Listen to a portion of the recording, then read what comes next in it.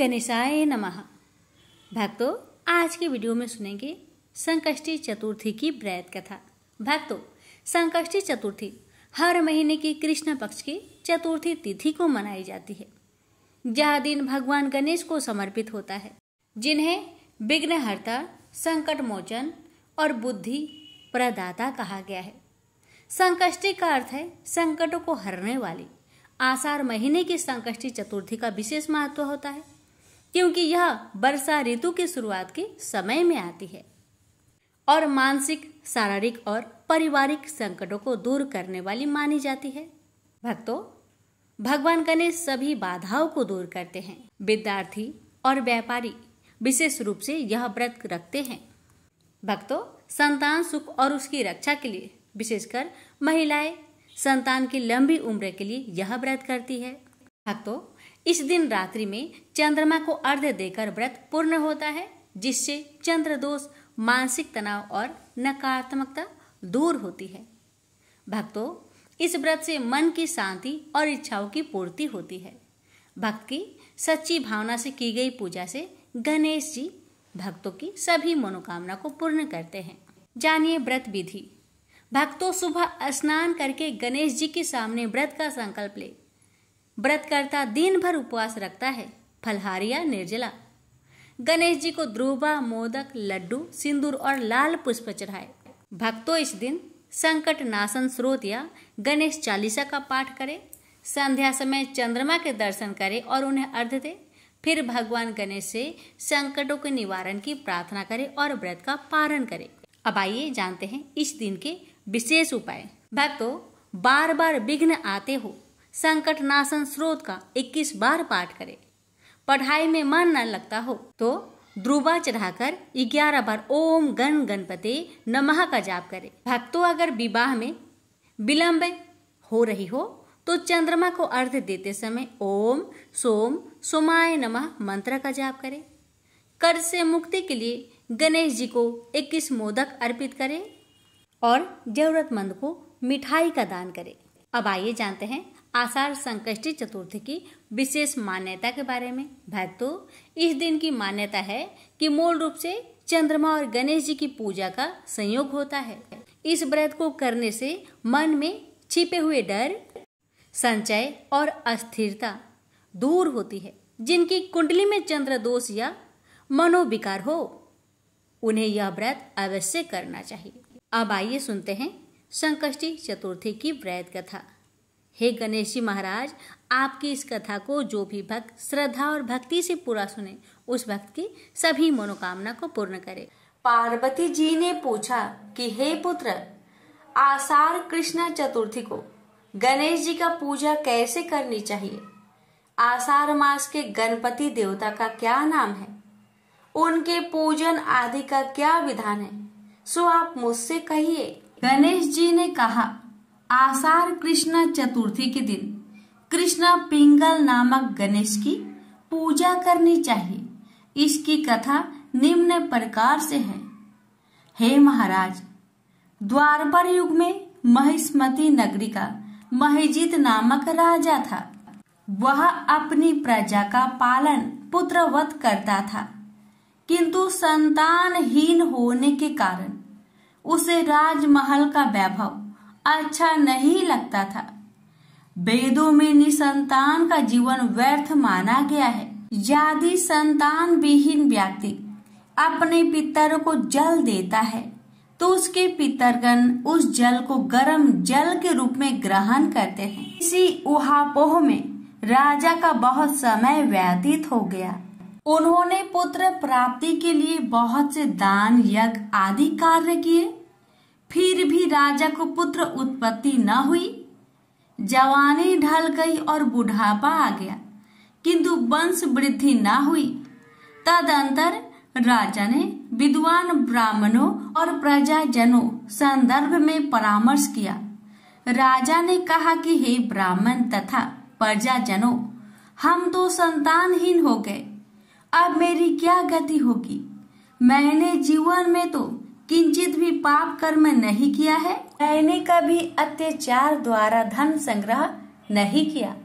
मैंने तो सदैव प्रजा का पुत्रवत पालन किया तथा धर्माचरण द्वारा ही पृथ्वी शासन किया। मैंने चोर डाकुओं को दंडित किया, इष्ट मित्र के भोजन की व्यवस्था की, गौ ब्राह्मणों का हित चिंतन करते हुए शिष्ट पुरुषों का आदर सत्कार किया। फिर भी मुझे अब तक पुत्र न होने का कारण क्या है? विद्वान ब्राह्मणों ने कहा कि हे महाराज, हम तो वैसा ही प्रयत्न करेंगे जिससे आपके वंश की वृद्धि हो।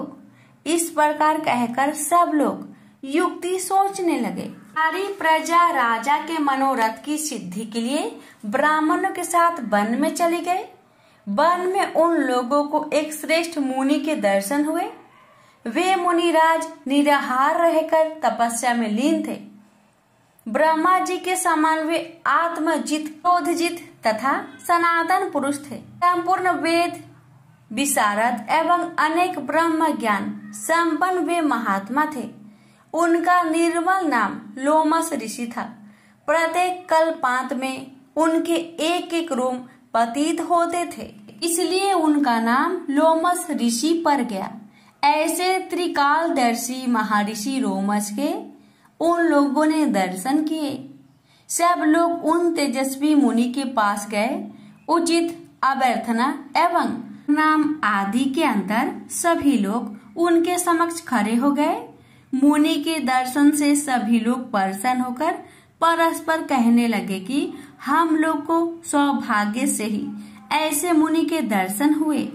इनके उपदेश से हम सभी का मंगल होगा। ऐसा निश्चय कर उन लोगों ने मुनिराज से कहा, हे ब्रह्म ऋषि, हम लोग के दुख का कारण सुनिए।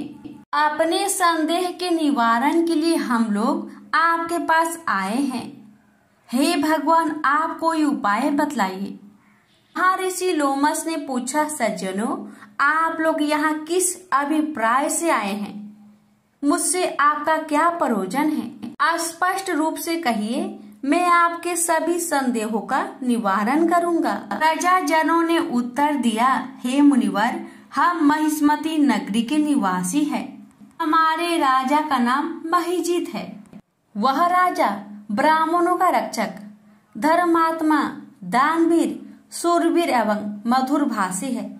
उस राजा ने हम लोगों का पालन पोषण किया है, परंतु ऐसे राजा को आज तक संतान की प्राप्ति नहीं हुई। हे भगवान, माता पिता तो केवल जन्मदाता ही होते हैं, किंतु राजा ही वास्तव में पोषक एवं संवर्धक होता है। उसी राजा के निमित्त हम लोग ऐसे गहन वन में आए हैं। हे महर्षि, आप कोई ऐसी युक्ति बतलाए जिससे राजा को संतान की प्राप्ति हो, क्योंकि ऐसे गुणवान राजा को कोई पुत्र ना हो, यह बड़े दुर्भाग्य की बात है। हम लोग परस्पर विचार विमर्श करके इस गंभीर वन में आए हैं। उनके सौभाग्य से ही हम लोगों ने आपका दर्शन किया है। हे मुनिवर, किस व्रत, दान, पूजन आदि अनुष्ठान करने से राजा को पुत्र होगा? आप कृपा करके हम सभी को बतलाए। प्रजाजन की बात सुनकर महर्षि लोमस ने कहा, हे सज्जनों, आप लोग ध्यान पूर्वक सुनो। मैं संकट नाशन व्रत को बतला रहा हूँ। यह व्रत निसंतान को संतान और निर्धन को धन देता है। आषाढ़ कृष्णा चतुर्थी को एकदंत गजानन नामक गणेश की पूजा करे। राजा व्रत करके श्रद्धा युक्त हो, ब्राह्मण भोजन करावे और उन्हें वस्त्र दान करे। गणेश जी की कृपा से उन्हें अवश्य ही पुत्र की प्राप्ति होगी। महर्षि लोमस की यह बात सुनकर सभी लोग करवध होकर उठ खड़े हुए।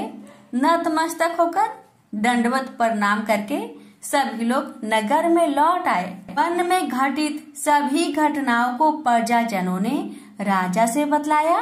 प्रजाजनों की बात सुनकर राजा बहुत ही प्रसन्न हुए और उन्होंने श्रद्धा पूर्वक विधिवत गणेश चतुर्थी का व्रत करके ब्राह्मणों को भोजन, वस्त्र आदि का दान किया।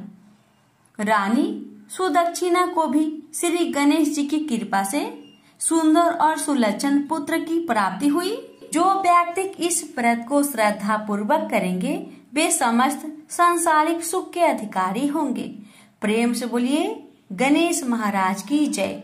हे गणेश जी महाराज, आपकी कथा श्रवण करने वाले सभी भक्तों पर अपनी कृपा सदा सर्वदा बनाए रखे, उनकी सभी कष्टों को दूर करे, सभी मनोकामना को पूर्ण करे। प्रेम से बोलिए गणेश महाराज की जय हो। पौराणिक कथा के अनुसार एक बार नारद जी सत्यलोक में गए थे। वहां उन्होंने ब्रह्मा जी से पूछा कि प्रभु, सबसे सरल उपासना किस देवता की है? ब्रह्मा जी बोले, देव से। ऐसा ही प्रश्न एक बार पार्वती ने भगवान शंकर से किया था। तब शिव जी बोले कि श्री गणेश जी की उपासना ही सर्व सुलभ है और समस्त अभिष्टों को देने वाली है। पार्वती इतने उत्तर से संतुष्ट नहीं हुई, इसलिए उन्होंने पूछा कि यह उपासना करके किस किस को सहज में ही अभिष्ट सिद्धि हो गई, सो बताए प्रभु। शिव जी बोले कि हे प्रिय, द्वापर युग में सुदामा नामक एक अति दरिद्र सदाचारी एवं विद्वान ब्राह्मण था। वह आर्थिक संकट से बहुत ही दुखी रहता था। एक दिन उसकी पत्नी ने उससे निवेदन किया कि प्राणनाथ, आप व्यर्थ ही इतना कष्ट क्यों उठा रहे हो? भगवान त्रिलोकीनाथ आपके बाल सखा है, आप उनके पास जाइए, आपकी दरिद्रता अवश्य ही दूर कर देंगे, मुझे ऐसा विश्वास है। यद्यपि सुदामा अपने मित्र से कुछ मांगना नहीं चाहता था, तथापि उसे पत्नी की अत्यधिक आग्रह के कारण जाना ही पड़ा। पत्नी ने थोड़े से टंडूल मैले चिथड़े में बांधकर उपहार के स्वरूप में दे दिए। बेचारा सुदामा मार्ग पार करते हुए किसी प्रकार द्वारिकापुरी पहुंचा, किंतु राजभवन के द्वारपालों ने उसे भीतर नहीं जाने दिया। सुदामा ने अपनी मित्रता की बात बताई तो वह हंसने लगे, किंतु बहुत आग्रह करने पर उन्हें दया आ गई। एक द्वारपाल ने द्वारिकाधीश से जाकर कहा, प्रभु, कोई सुदामा नाम का दरिद्र ब्राह्मण द्वार पर खड़ा है, जो कि वह स्वयं अपने आप को आपका बाल सखा बताता है और आपसे मिलना चाहता है। सुदामा का नाम सुनते ही भगवान दौड़े आए और सुदामा से गले मिलकर उसे भीतर ले गए। सभी आबाक देखते रह गए। राजभवन में सुदामा का बड़ा भव्य स्वागत हुआ। दोनों मित्र बड़े प्रेम से पुरानी बातें कर रहे थे। तभी उन्होंने सुदामा के हाथ की पोटली देख ली। सुदामा उसे छिपाने लगा तो भगवान ने उसे झटपट खोला और कुछ चावल खाकर बोले कि यह तो बड़े स्वादिष्ट मित्र, ऐसे अमृतम पदार्थ को मुझसे छिपाते हो? शायद भाभी ने भेजे हैं, लगता है अब भी तुम्हारी आदत गई नहीं है। फिर दोनों ओर से कुशल प्रश्न हुआ। सुदामा ने सर्व कुशल बताते हुए अपनी दरिद्रता की बात कही, जिसे सुनकर श्री कृष्ण ने पूछा कि मित्र, तुम गणेश्वर की पूजा करते हो क्या? यदि उन प्रभु को प्रसन्न कर लो तो सभी कामनाएं पूर्ण हो जाएगी। सुदामा ने पूछा कि यह गणेश्वर कौन है, इनकी पूजा का विधान क्या है? तब भगवान बोले कि गणेश्वर उन परम ब्रह्मा परमात्मा का ही नाम है, जो अनादि अनंत सर्वस्वर एवं परम पूजनीय है। ब्रह्मा विष्णु और शिव भी उन्हीं के अनुशासन पर रहकर सृष्टि की रचना, पालन और लय करते हैं। वे ही प्रभु एकमात्र उपासनीय एवं सर्व कामदाता है। समस्त देवता, ऋषि मुनि एवं वेदज्ञ ब्राह्मण उन्हीं गणेश जी की उपासना में सदैव लगे रहते हैं। तुम भी उन्हीं का पूजन और व्रत करो। सुदामा ने पूछा कि गणेश जी का व्रत कब करना चाहिए, उनके ध्यान, पूजन, वृंदांत को कैसे किया जाता है, ये भी कहिए। कृष्ण बोले कि हे सखा, तुम इनका व्रत किसी भी मास की चतुर्थी में कर सकते हो, अथवा बैसाखी पूर्णिमा, कार्तिकी पूर्णिमा या अन्य किसी पुण्य अवसर पर करो। यदि मंगल, शुक्र या रविवार के दिन करो तो भी शुभ है। प्रातःकाल स्नान आदि से निवृत्त होकर व्रत का संकल्प लेना चाहिए। फिर तिल और आंवले के चूर्ण का उपटन लगाकर पुनः स्नान करे। एक स्नान प्रदोष काल में और भी कर ले तो अति उत्तम माना जाता है। स्नान के पश्चात स्वास्तिक वाचन, पुण्य वाचन एवं नव ग्रहों का पूजन करे। धरती को गोबर से लिपकर चौक पोरे और चौकी रखकर उस पर कलश स्थापना करे। फिर गणेश जी की धातु की या मिट्टी की मूर्ति स्थापित कर षोडशोपचार से पूजन करे। नैवेद्य में उत्तम घृत आदि के साथ निर्मित मोदक रखे। यदि यह संभव ना हो तो समस्त उपचार मानसिक भी हो सकते हैं। हे मित्र, भावना सर्वोपरि है, इसलिए पूजन में भक्ति भाव भी विशेष फलदायक होता है। यदि श्रद्धा हो तो पूजन कार्य संपन्न होने पर ब्राह्मणों को भोजन कराए और यथाशक्ति दक्षिणा दे। सबके अंत में अपने परिवारजनों एवं पत्नी, पुत्र आदि के साथ बैठकर स्वयं भोजन करे। यह व्रत का विधान तुम्हें मैंने बता दिया है। मामा ने पूछा कि इस व्रत को पहले किसने किया था? तब श्री कृष्ण ने इसके उत्तर में कहा कि एक बार प्रलय के पश्चात सृष्टि की उत्पत्ति होनी थी, परंतु ब्रह्मा जी को अनेक विघ्नों का सामना करना पड़ा। तब ब्रह्मा जी ने गणपति का ही पूजन किया और उनसे शक्ति प्राप्त करके सृष्टि रचना का कार्य संपन्न किया। हे सखा, मुझे भी दुष्ट दलन करके धर्म संस्थापनार्थ अवतार लेने की शक्ति उन्हीं गणाधीश्वर से प्राप्त हुई है।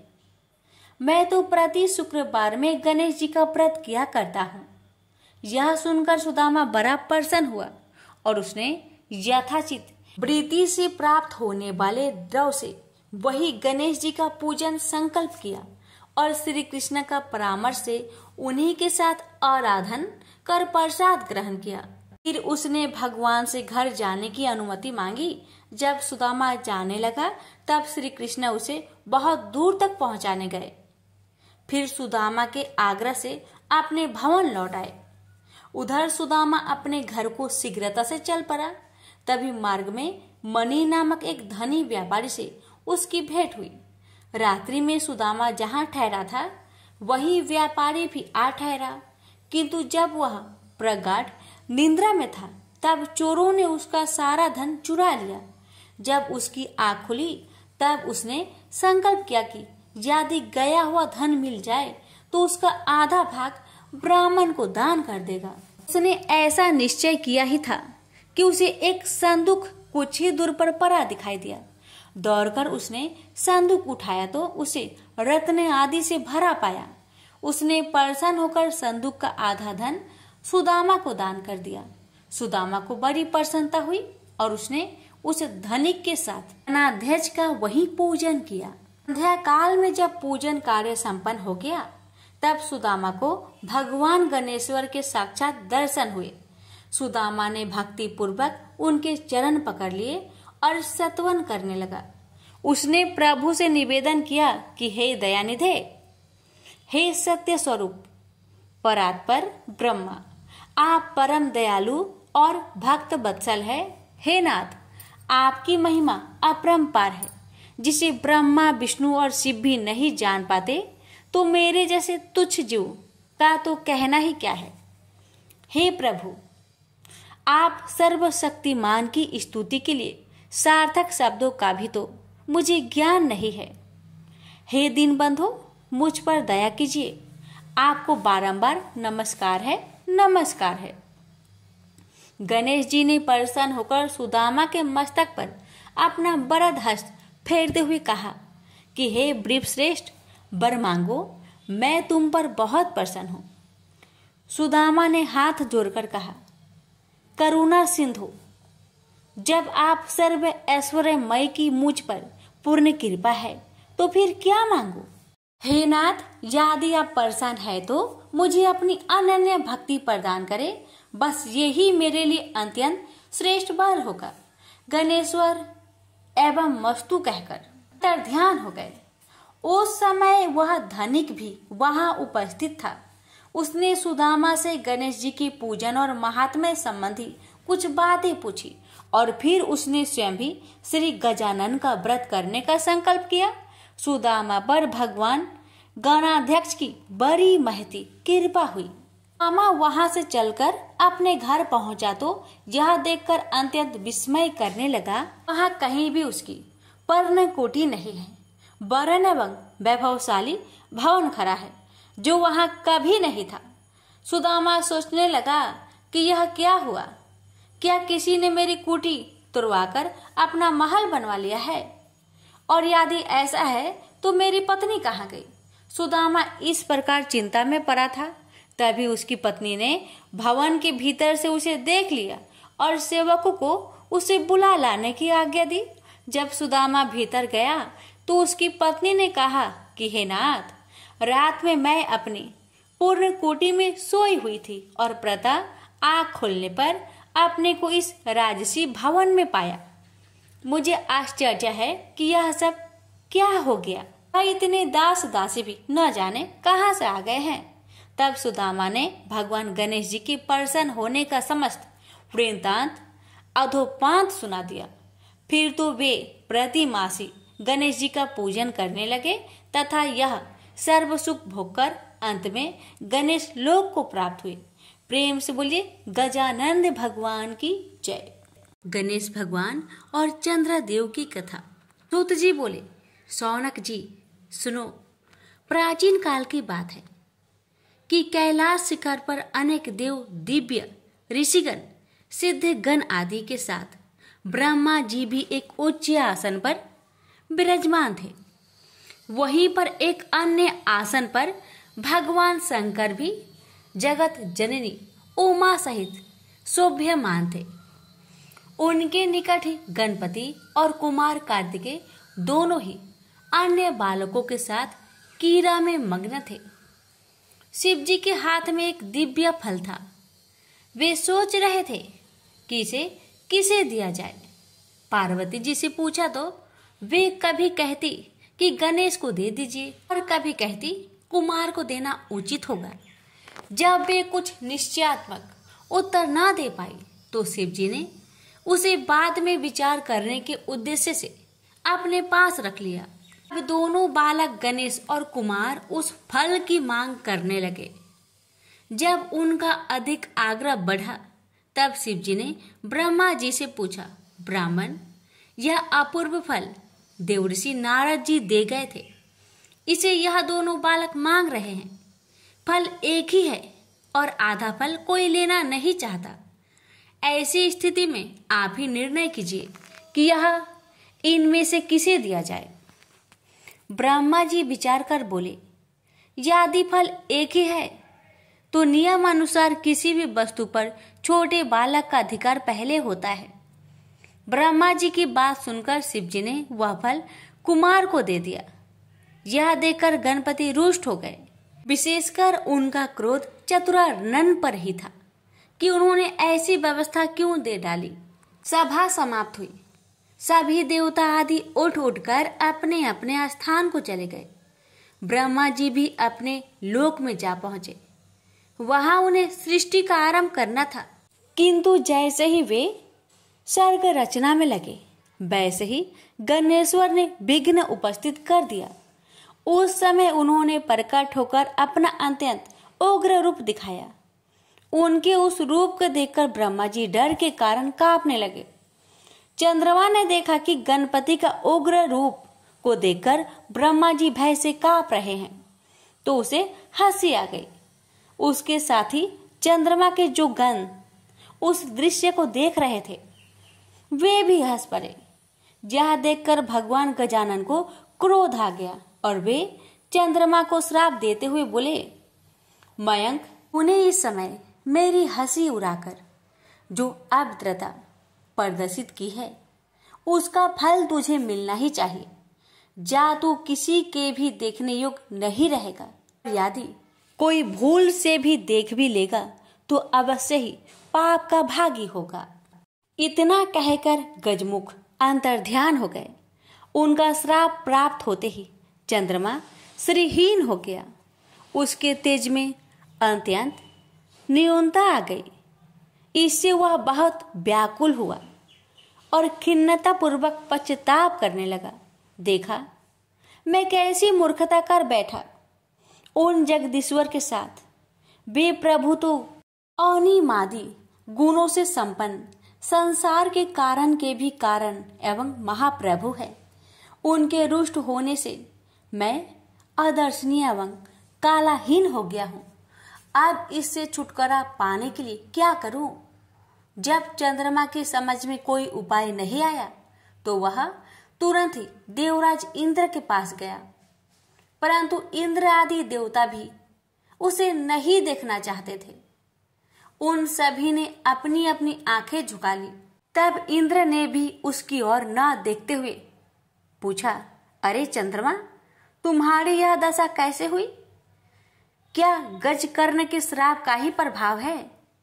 यह सब बात स्पष्ट कहो। चंद्रमा बोला, देवराज, आपसे क्या छिपा है? सब कुछ जानते हुए भी अनजान बनकर क्यों पूछ रहे हैं?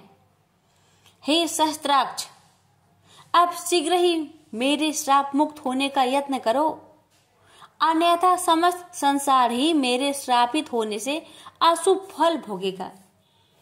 इंद्र ने सत्वाना दी और बोले, चलो ब्रह्मा जी से ही इसका उपाय पूछे, क्योंकि उनके समान ज्ञानी और सर्व लोकोपकारी अन्य कोई भी नहीं है।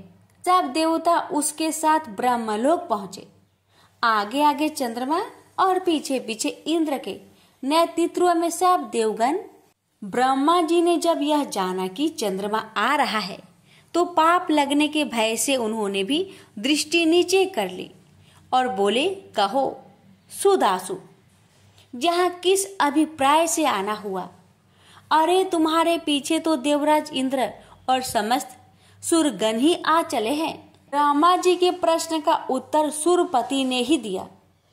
वे बोले, ब्राह्मण, भगवान गणेश्वर आप पर कुपित हुए थे और श्राप दे बैठे चंद्रमा को, इसलिए अब आप ही इसे छुड़ाने का कुछ उपाय कीजिए। हम सभी देवता इसी प्रयोजन से आपकी सेवा में उपस्थित हुए हैं। चतुरानन ने कुछ विचार कर कहा, हे गणेश्वर प्रभु की शरण लेनी होगी। देवराज, चंद्रमा को आगे करके उन्हीं का पूजन एवं सत्वन करो। ब्रह्मा जी की बात सुनकर भगवान गजानन की पूजन की तैयारी की गई। उनकी प्रतिमा बनवाकर षोडशोपचार पूजन एवं भावना पूर्वक स्रोत कर निवेदन किया गया, प्रभु इस चंद्रमा पर कृपा कीजिए। उस समय यह अज्ञानवश हंस पड़ा था, किंतु अब इसे अपनी मूर्खता का ज्ञान हो गया है। देवताओं की प्रार्थना पर भगवान गणेश्वर प्रकट हो गए।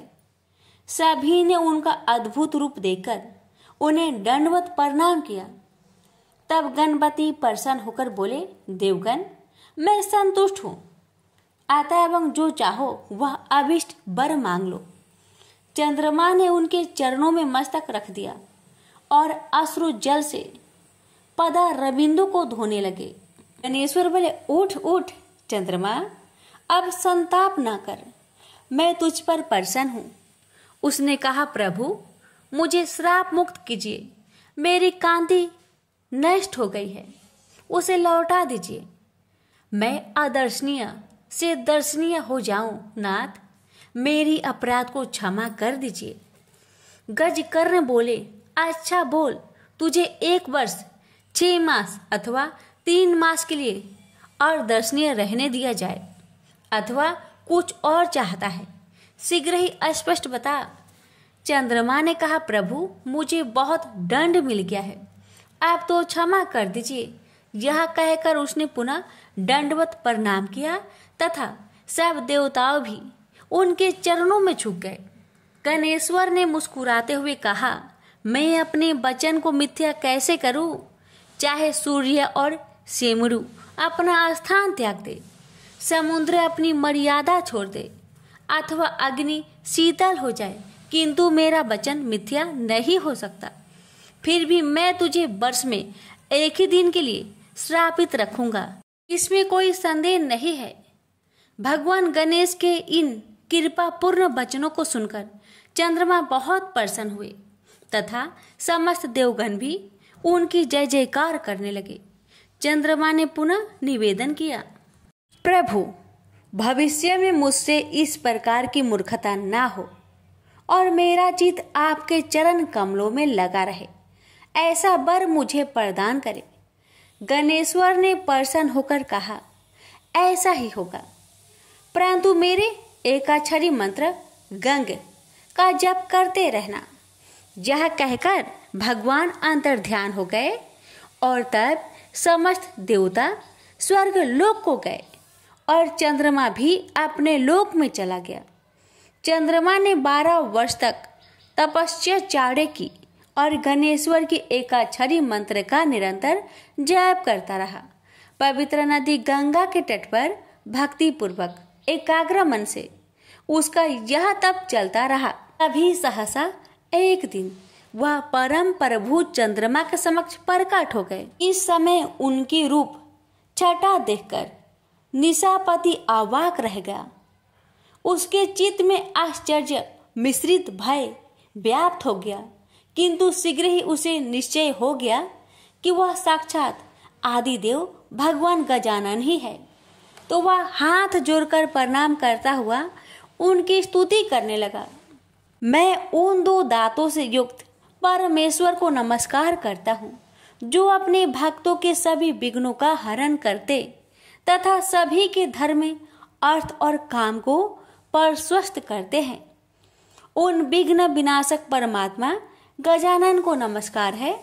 हे प्रभु, मैंने अज्ञानतावश जो अपराध किया था उसे क्षमा करके मुझे मेरा पूर्व रूप प्रदान कीजिए। हे नाथ, आप ही मुझे मेरा यह रूप प्रदान कर सकते हैं।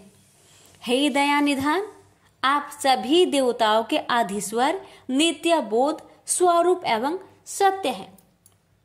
समस्त वेद आपके ही स्वरूप है तथा आपके द्वारा ही उनका प्रतिपादन हुआ है। हे देव, यह जगत आपका ही स्वरूप है तथा आप ही साक्षात परम ब्रह्मा है। हे कृपा निधान, विश्व की उत्पत्ति, पालन और प्रलय के भी आप ही एकमात्र कारण है। आपका तिरस्कार कोई नहीं कर सकता। भगवान गजकर्ण ने चंद्रमा की ओर कृपा पूर्ण दृष्टि से देखा और मधुर मुस्कान बिखेरते हुए बोले, चंद्रमा, यह तो मैं पहले ही कह चुका था कि तुम प्रत्येक वर्ष केवल एक दिन के लिए ही अदर्शनीय रहोगे। उस दिन तुम्हें जो कोई भी जाने अनजाने देख लेगा वही बस अभिशाप का भागी बनेगा। इस प्रकार तुम्हारी निष्ठेषविता को ऐसे ही लोग बांट लेंगे। कृष्णा पक्ष की चतुर्थी में जो व्रत किया जाए उसमें तुम्हारा उदय पर व्रत करने वाले लोग यदि मेरी और तुम्हारी यत्न पूर्वक पूजा करेंगे तो ही उस व्रत का फल प्राप्त होगा। उस दिन तुम्हारा दर्शन अवश्य करना चाहिए, अन्यथा व्रत का फल नहीं होगा। चंद्रदेव, तुम अब भविष्य में अपने एक अंश से मेरी मस्तक में विराजमान हो जाओ। इससे मुझे तो प्रसन्नता होगी ही, तुम्हारी भी शोभा होगी। प्रत्येक मास के शुक्ला पक्ष की तृतीया में तुम्हारा दर्शन का बड़ा महत्व रहेगा तथा उस दिन अधिकांश स्त्री पुरुष तुम्हारे दर्शन का पुण्य लाभ प्राप्त करते हुए तुम्हें नमस्कार क्या करेंगे। मैं वर देता हूँ कि अब तुम पूर्वतः तेजस्वी, सुंदर एवं वंदनीय हो जाओ। शौनक इस प्रकार वर देकर भगवान गजानन अंतर ध्यान हो गए। प्रेम से बोलिए गणेश भगवान की जय। पौराणिक कथा के अनुसार एक समय की बात है कि भगवान विष्णु का विवाह माता लक्ष्मी जी के साथ निश्चित हुआ। विवाह की सभी तैयारी होने लगी। सभी देवी देवताओं को निमंत्रण भेजे गए, लेकिन भूलवश गणेश जी को निमंत्रण देना रह गया था। इधर भगवान विष्णु की बारात जाने का समय आ चुका था। सभी देवता अपनी पत्नियों के साथ विवाह समारोह में शामिल होने को आए, परंतु सभी देवी देवताओं ने देखा कि गणेश जी कहीं दिखाई नहीं दे रहे हैं। तब उन सभी ने आपस में चर्चा की क्या गणेश जी को नहीं न्योता दिया गया या गणेश जी ही नहीं आए हैं? सभी को इस बात पर बहुत आश्चर्य हुआ। इस बात पर उन सभी ने विष्णु भगवान से ही इसका कारण पूछा। विष्णु भगवान से पूछने पर उन्होंने कहा कि हमने गणेश जी के पिता भोलेनाथ, महादेव और माता पार्वती को न्योता भेजा था। यदि गणेश जी अपने पिता के साथ आना चाहते तो आ जाते, अलग से उन्हें न्योता देने की कोई आवश्यकता भी नहीं थी। दूसरी बात यह है, उनको खाने में 1.25 मन मूंग, 1.25 मन चावल, 1.25 मन घी और 1.25 मन लड्डू का भोजन चाहिए। यदि गणेश जी नहीं आएंगे तो कोई बात नहीं, दूसरे के घर जाकर इतना सारा खाना पीना अच्छा भी नहीं लगता। इतना वार्ता कर ही रहे थे कि किसी एक ने सुझाव दिया, यदि गणेश जी आते तो उनको द्वारपाल बनाकर बैठा सकते थे कि आप घर की याद रखना, आप तो चूहे पर बैठकर धीरे धीरे चलोगे तो बारात में बहुत पीछे रह जाओगे। यह सुझाव सबको पसंद आ गया तो फिर विष्णु भगवान ने भी अपनी सहमति दे दी। तब गणेश जी को निमंत्रण देकर आमंत्रित किया और उनको समझा बुझाकर घर की रखवाली करने को बैठा दिया गया। बारात चल दी। तब नारद जी ने देखा कि गणेश जी तो दरवाजे पर ही बैठे हुए हैं, तो वे गणेश जी के पास गए और रुकने का कारण पूछा। गणेश जी कहने लगे कि विष्णु भगवान ने मेरा बहुत अपमान किया है। नारद जी ने कहा कि आप अपनी मूषक सेना आगे भेज दो तो वह रास्ता खोद देगी, जिससे उनके वाहन धरती में धंस जाएंगे। तब आपको सम्मान पूर्वक बुलाना पड़ेगा। अब तो गणेश जी ने अपनी मूषक सेना को आदेश दिया, जाओ, और सेना ने जमीन पोली कर दी। जब बारात वहां से निकली तो रथों के पहिए धरती में धंसने लगी। लाख कोशिश की परंतु पहिए नहीं निकले। सभी ने अपने अपने उपाय किए परंतु पहिए तो नहीं निकले, बल्कि जगह जगह से टूटने लगे। किसी को समझ में नहीं आ रहा था कि अब क्या किया जाए। तब तो नारद जी ने आकर कहा, आप लोगों ने गणेश जी का अपमान किया, जिस कारण यह विघ्न आ रहे हैं। यदि उन्हें मनाकर लाया जाए तो आपका कार्य सिद्ध हो सकता है और यह संकट टल सकता है। शंकर भगवान ने अपने दूत नंदी को भेजा और वे गणेश जी को लेकर आए। गणेश जी का आदर सम्मान के साथ पूजन किया गया। फिर रथ के पहिए निकलने लगे और यह संकट टल गया। अब रथ के पहिए निकल तो गए परंतु वे टूट फूट गए थे, तो उन्हें सुधारे कौन? पास के खेत में एक खाती काम कर रहा था। उसे बुलाया गया। खाती अपना कार्य करने से पहले श्री गणेशाय नमः कहकर गणेश जी की वंदना मन ही मन करने लगा। देखते ही देखते खाती ने सभी पहियों को ठीक कर दिया। तब खाती कहने लगा कि हे देवताओं, आपने सर्वप्रथम गणेश जी को नहीं मनाया होगा और न ही उनकी पूजन की होगी, इसलिए तो आपके साथ यह संकट आया है।